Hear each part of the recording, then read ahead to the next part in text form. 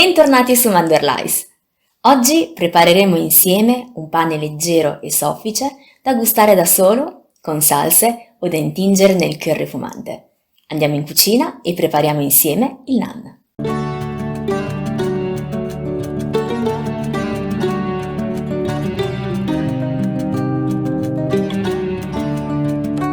Aggiungiamo in una ciotola la farina.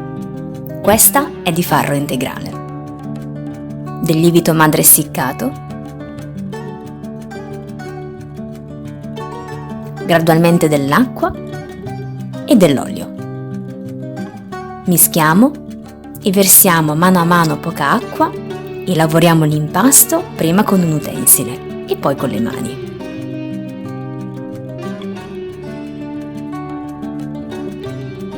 Aggiungiamo un pizzico di sale e continuiamo ad impastare fino ad ottenere una palla liscia e omogenea.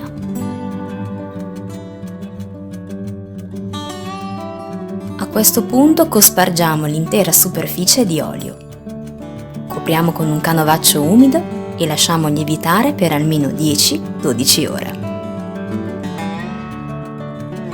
Trascorso il tempo, eliminiamo l'aria in eccesso. Ungiamo le mani di olio per evitare che l'impasto si appiccichi e suddividiamolo in parti più o meno congruenti. Un po' di olio anche sulla superficie e stendiamo il naan, non troppo sottile, mi raccomando.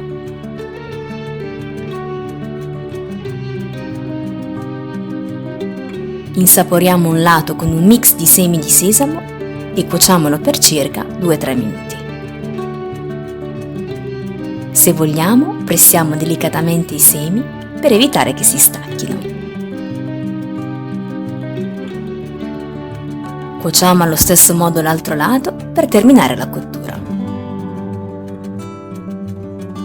Una volta pronto è il momento del tocco finale. Spennelliamo con olio d'oliva o il vostro preferito.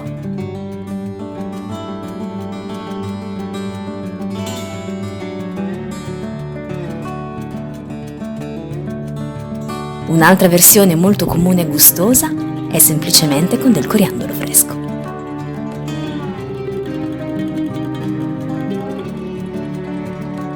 Originario dell'India settentrionale, il naan è un pane facile da realizzare. Si sposa alla perfezione con le salse e specialmente curry cremosi e masala. Pertanto non sorprende che costituisca un alimento base della quotidianità in molti paesi del Medio Oriente. Presumibilmente il naan esiste da migliaia di anni. La stessa parola deriva da quella utilizzata nell'antica Persia per riferirsi al pane. E in svariate lingue medio orientali come il turco, l'iraniano, l'uzbeko o il kazako, indica pane o piade, a sottolineare quanto largamente si sia diffuso col passare dei secoli, giungendo perfino in Myanmar e nella provincia cinese dello Xinjiang. La prima menzione storica documentata del naan compare nelle note di Amir Khosrow, un poeta indo-persiano del 1300, ma è probabile che sia molto più antico. Il naan era una prelibatezza per pochi, originariamente cucinato e servito alla corte imperiale Moghul per colazione. La sua peculiarità sta nel metodo di cottura, incollato alle pareti del tandoori, il tipico forno d'argilla di forma cilindrica o a campana. Solo dal 1700 in poi finalmente potranno gustarlo tutte le classi sociali, e buon per noi che sia stato così. Da allora l'ascesa del naan è stata semplicemente inarrestabile, e al giorno d'oggi si può trovare in qualsiasi ristorante indiano del pianeta, semplice, nelle varianti che abbiamo realizzato o all'aglio. Consigliatissimo! Anche per oggi siamo giunti al termine del video. Come sempre, grazie per il tuo tempo e alla prossima!